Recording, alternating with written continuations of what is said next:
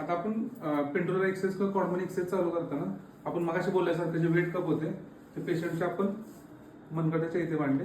आता जर तुम्ही घरगुती पद्धतीने करत असाल तर साधारणतः तुम्ही रफली 1-1.5 किलोचं किंवा 2 किलोचं हातात वजन घेऊ शकता. माप चालेल किंवा वजन चालेल किंवा दगड चालेल.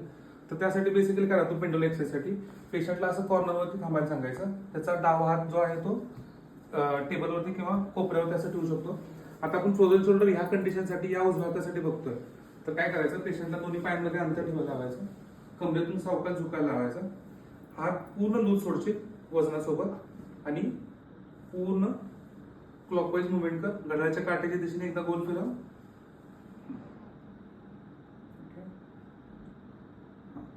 परत उलट्या साईडने गोल फिरव.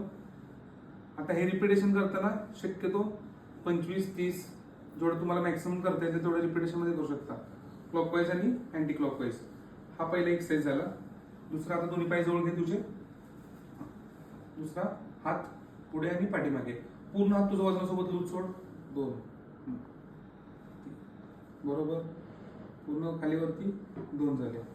तिसरा हात पूर्ण आत आणि बाहेर, बरोबर. पूर्ण हात फ्री सोड तुझा, ताकद नसल्याने पूर्ण सोड पूर्ण. हा,